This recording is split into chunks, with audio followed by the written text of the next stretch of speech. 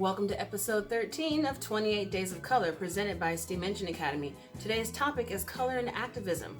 We will start off talking about the history of Dr. King's death from a different perspective, followed by an interview with Maui Wilson, founder of the Vallejo Peace Project, a local activist. Stay tuned.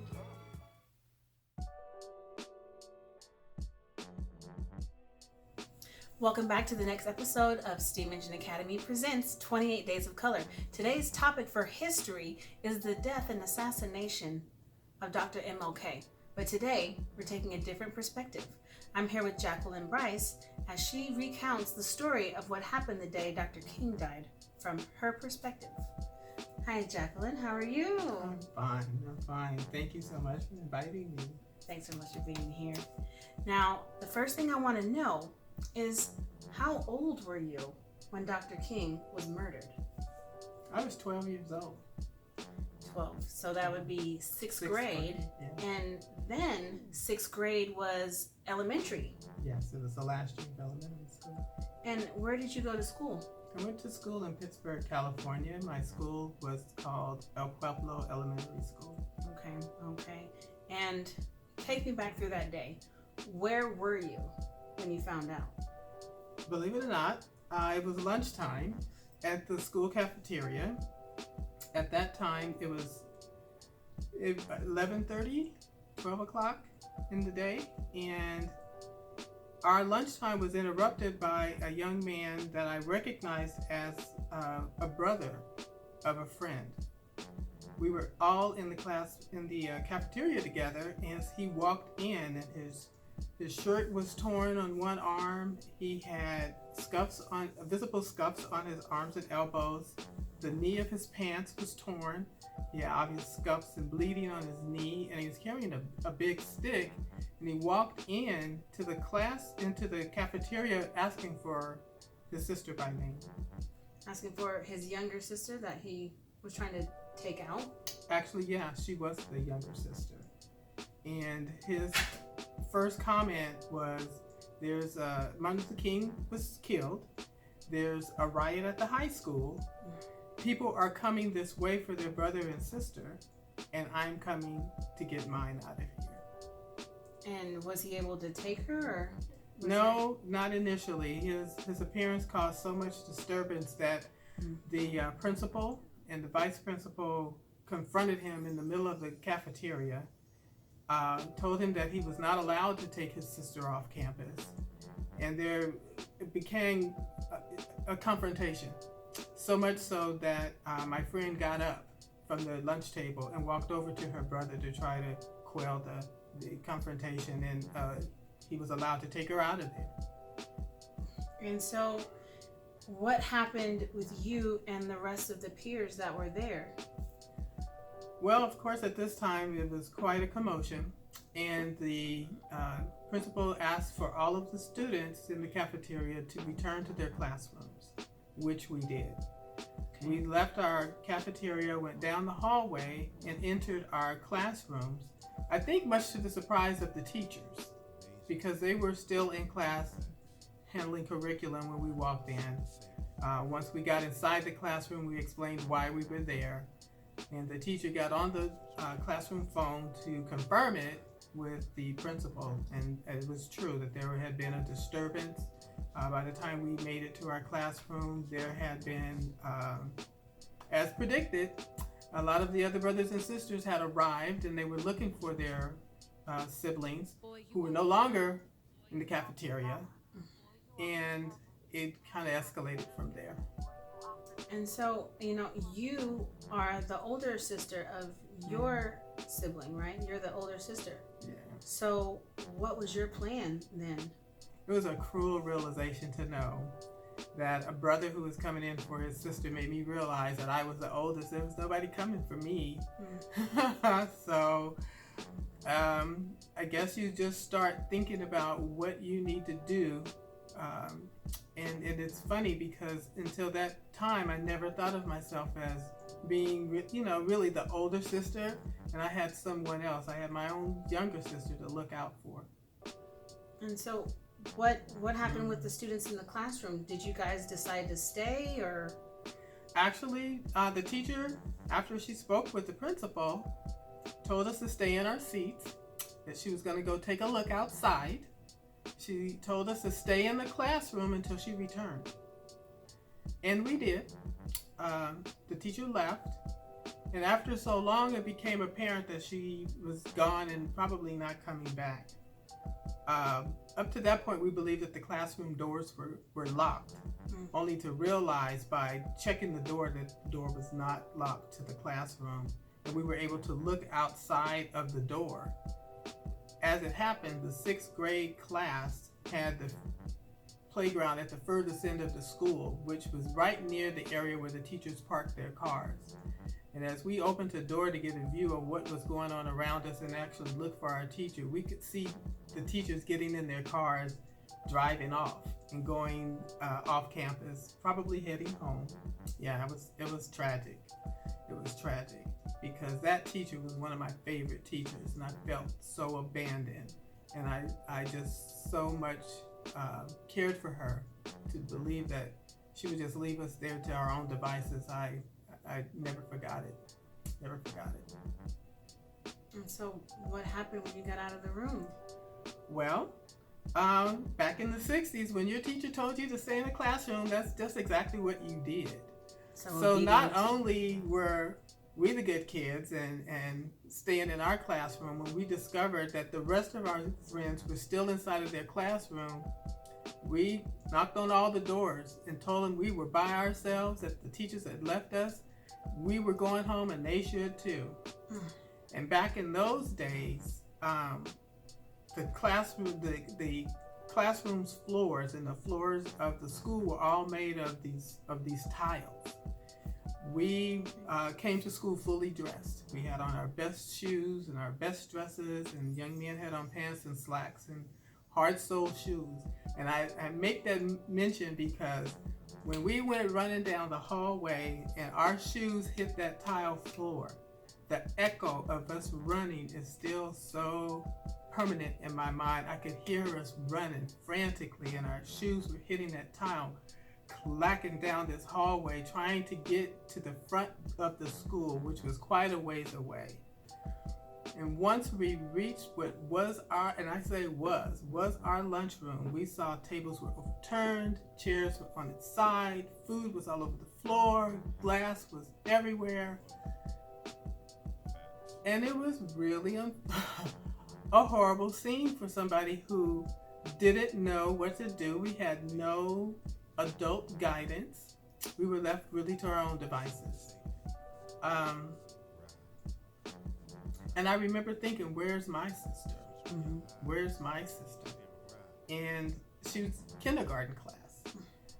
Fortunately, she was in the morning kindergarten class. We used to have a morning kindergarten session and an afternoon session. She was in the morning session that probably let out around 11 o'clock or 11:30. Oh, okay. So she was able to make it to the babysitter's house, which was basically our safe house after school. And that's where I went to looking for her to make sure she arrived. And she had, in fact, made it to the babysitter's house. So we stayed there and listened to the events unfold outside of the house, which were, by that point, we had police cars everywhere.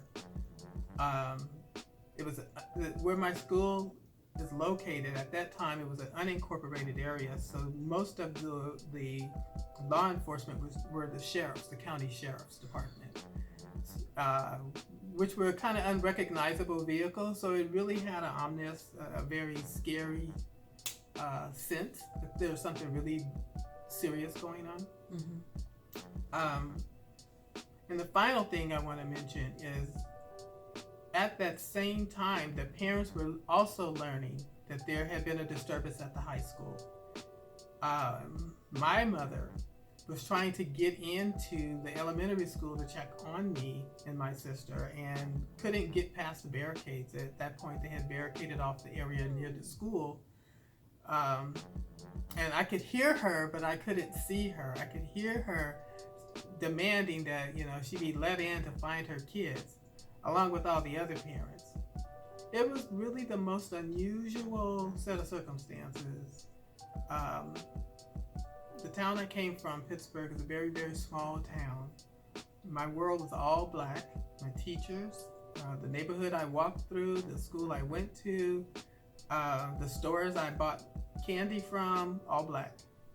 So suddenly, the neighborhood that I knew to be the safest place on earth was suddenly in turmoil.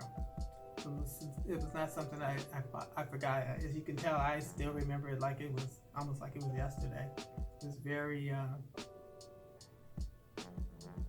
very scary for a 12-year-old.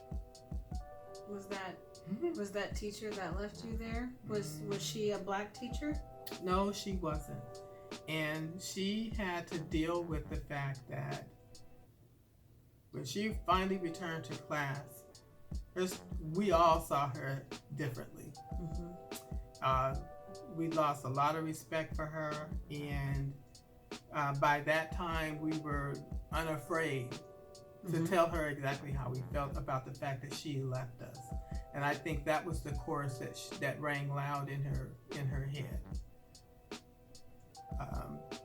She couldn't expect that we were not going to say that to her. I think it confronted her in the worst way. Yeah, it's pretty sad.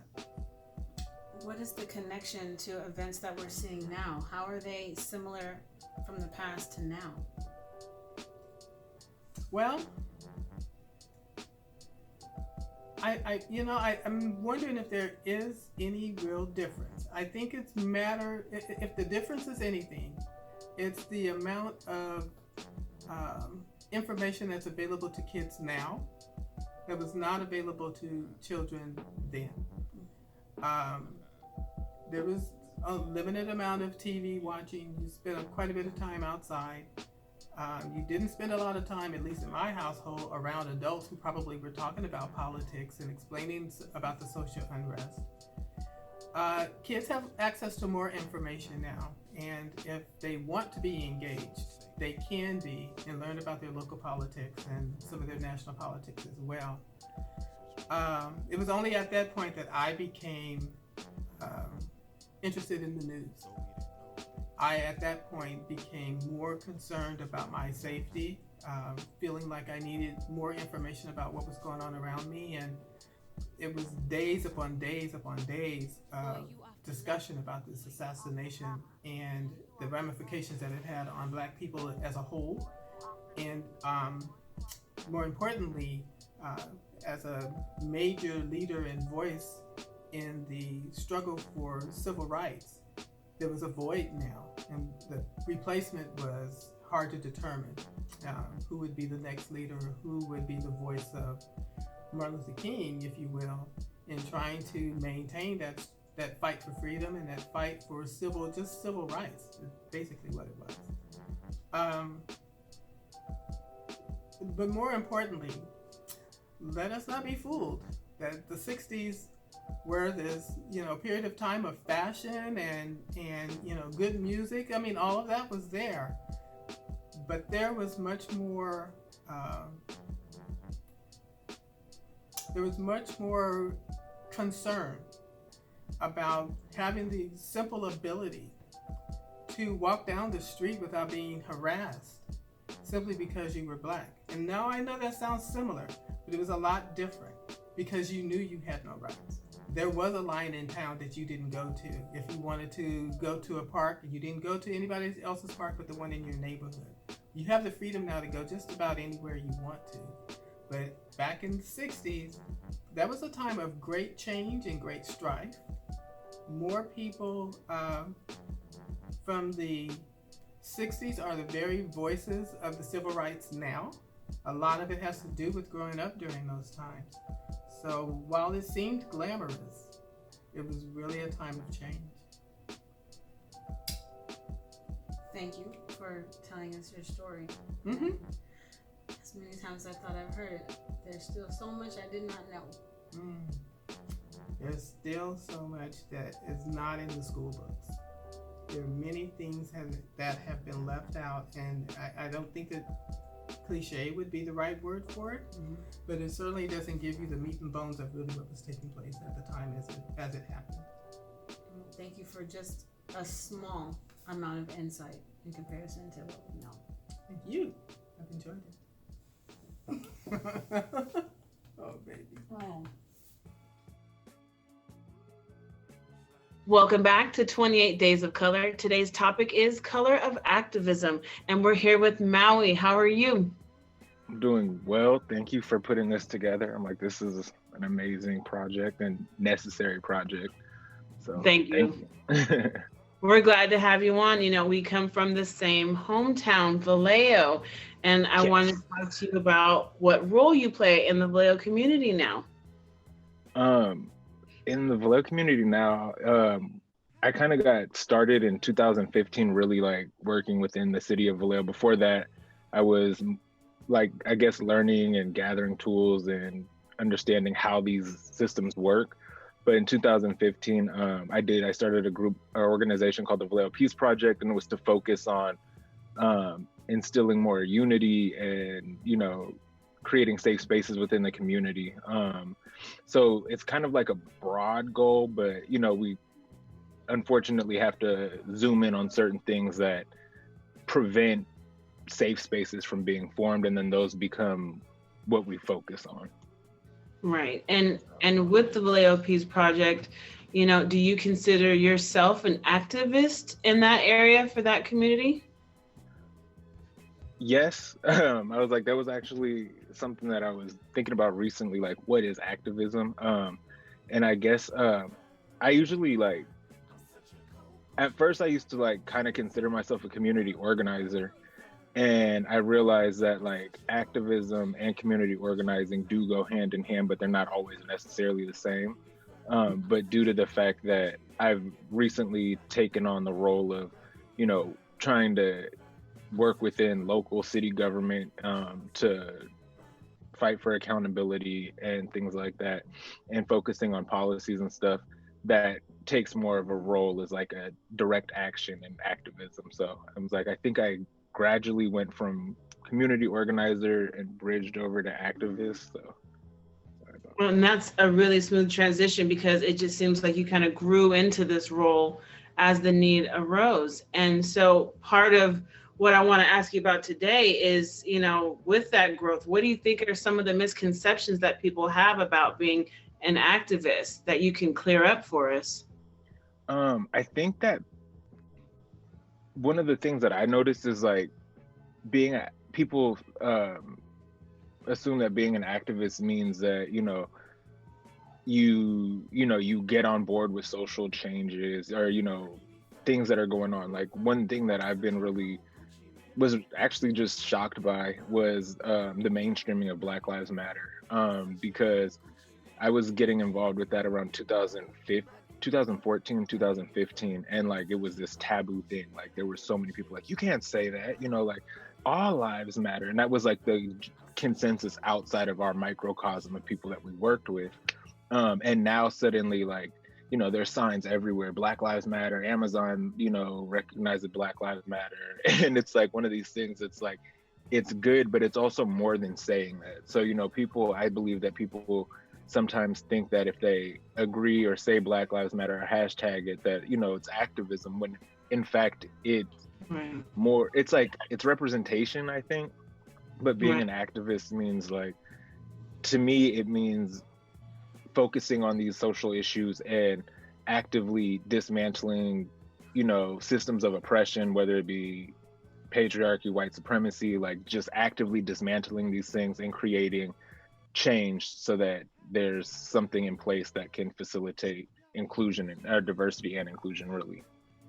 Right, rather than just being a trend and a hashtag online. Yes. Yes. You're putting your feet to pavement and making a move. And, you know, with your Vallejo Peace Project, you know, that's close to home for me. And so part of what I want to share is how they can get involved with the Vallejo Peace Project. How can they donate and support your organization? Honestly, time, you know, what we do, like now it's really hard because the, you know, pandemic and everything, but you know, there's a lot of stuff. We'll put things out there regarding events that are coming up. One thing that we've really been steadfast to is dealing with police accountability and corruption within our city. There's many different, like lately, there's been a lot of things coming to light about issues within the department. And since 2012, that's when I first like really got involved with the policing issues here in Vallejo. To date, it's just been a really uphill battle. So the best way to get involved is like we have Facebook, Instagram, or yeah, Facebook and Instagram. We put out information about events that are coming up or things that are happening. And, you know, we try to fundraise when we need to, but mostly it's just about creating the conversations and making sure people understand that there is a safe space to talk about these things. Like we focus on safe spaces for everybody. So it's Black Lives Matter. And in my opinion, you can't be Black Lives Matter and anti-LGBTQIA plus. So it's safe spaces for all these different groups. We like to make sure the best way to support is also asking questions, you know, learning about civic engagement, because those things are incredibly important to activism. You know, there's the people marching and stuff that's helpful. There's the people that are, you know, working on policy and influencing conversations behind closed doors, and all that stuff is part of activism. So just getting involved, like that's the support we need.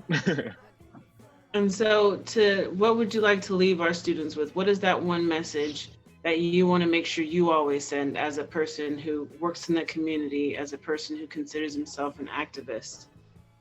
That, like, it sounds super cliche, but you can be the change, period. You know, like you can do this. You don't need you know, a doctorate or a PhD. You can have tattoos and dreads, you know what I mean? Like you don't have to fit the mold of what you see on TV. Like you have ideas that are incredibly important and influential and can change things, and not to like be scared to get involved in these things. Like if I can help in any way, my goal is to try to like demystify this whole bigger picture of politics and civic engagement, because that was something that was a barrier for me. I didn't really get too into that throughout high school. So there was a time where I was just like, you know, well, what do I do? You know, like I can't change this. And it was like, wait, no, like I can, you know. So the message I would like to leave is you can change it. Your voice is important, you know, ask questions. You have clearly wonderful role models, people putting stuff like this together so that you can get this information. Because I'm like, I would have loved this when I was younger. And yeah, like just remember that if you don't have the platform you need, you can create it. So be that change. Thank you so much for being here. And, you know, I hope the students and the viewers get a lot out of it, and getting a chance to just sit with you and talk to you after so long has been great. And I look forward to hearing more about your accomplishments and getting involved with the Vallejo Peace Project from my hometown. Yes, love it. I'm like I said, again, I can't say thank you enough, because this is truly like, this is activism. You know what I mean? I'm like, this is activism. Like teaching, having a teacher like you, this is activism at its heart. Because I'm like, I didn't have teachers like this, and it was a different, I feel so old. I'm like, it was a different time when I was growing up, you know, but it was. So this is amazing. I'd love to support it, meet the students, everything. Well, then we'll hear from you soon. Thank you. All right. Bye-bye.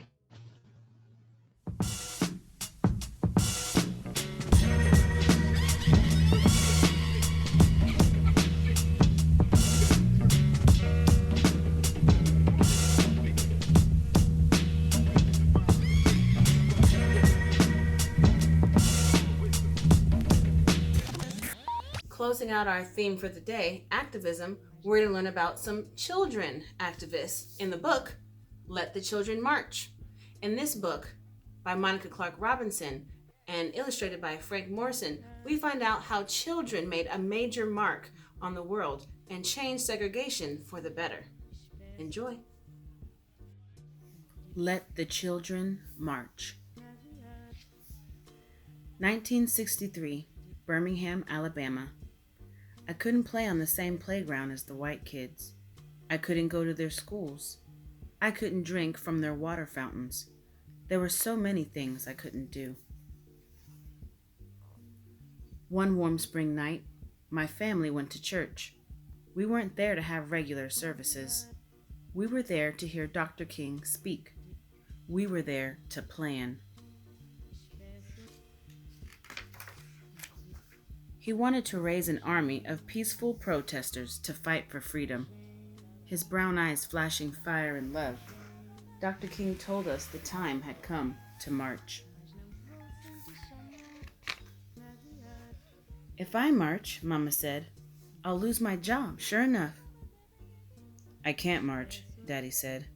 I got a family to feed. The weight of the world rested on our parents' shoulders, but this burden, this time, did not have to be theirs to bear. I don't have a boss to fear, my brother said, or a job to lose. We can march this time. We'll be Dr. King's army, I said. I'll be fine, Daddy, I promised. Don't worry, Mama.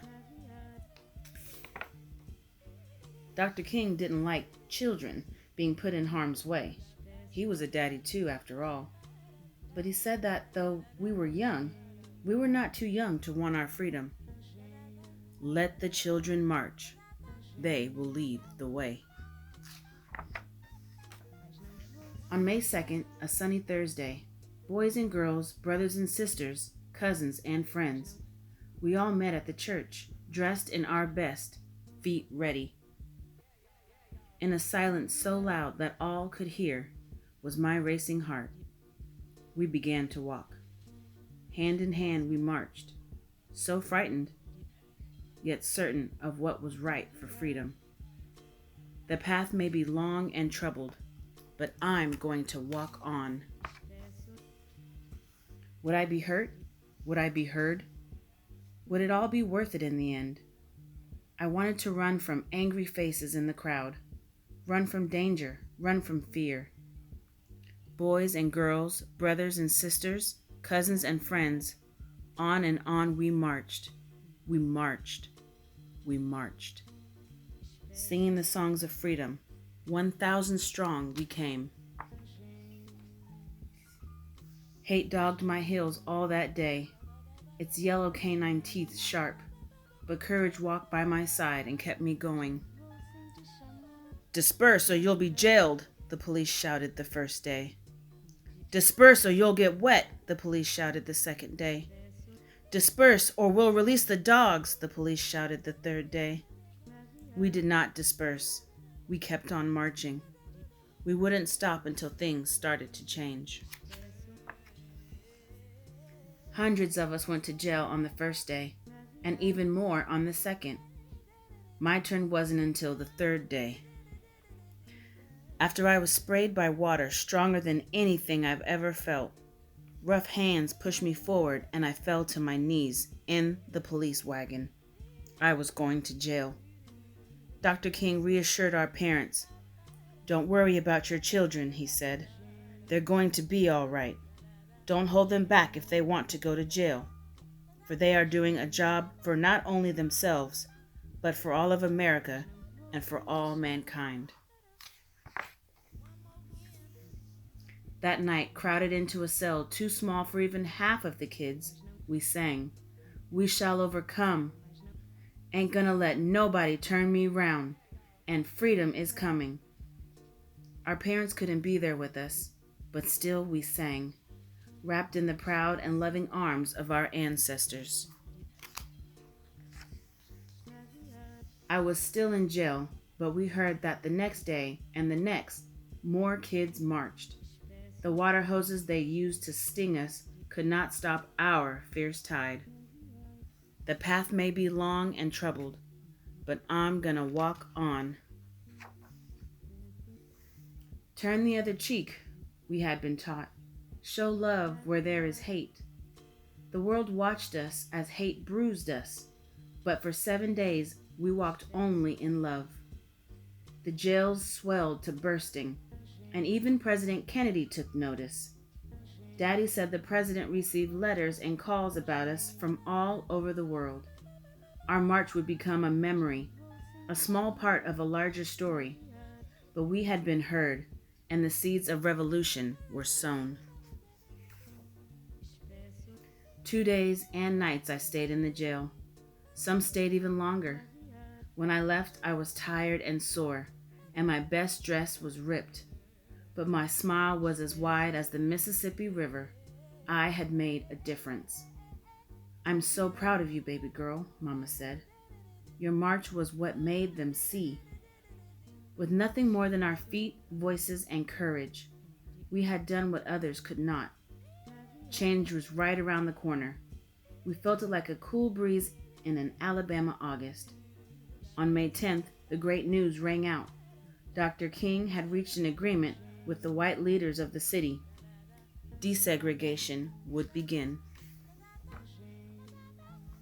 1 month later, I was playing on a playground I'd never been allowed to play on before. 2 months later, my family ate at a diner we'd never been allowed to eat in before. Our march made the difference. We children led the way. Singing the songs of freedom, 1,000 strong we came.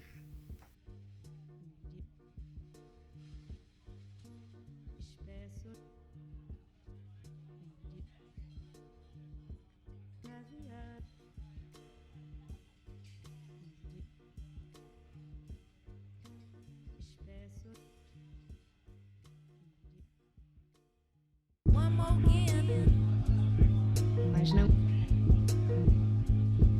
mas não, mas não. Baseado de espesso de baseado de espesso.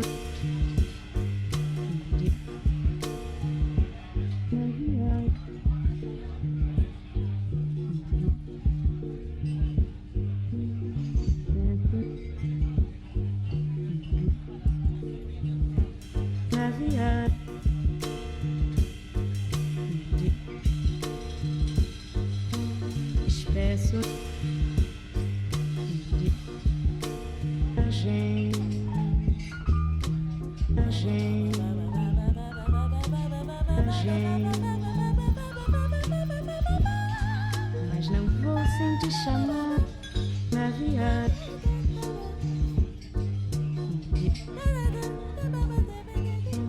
Espesso pra viagem.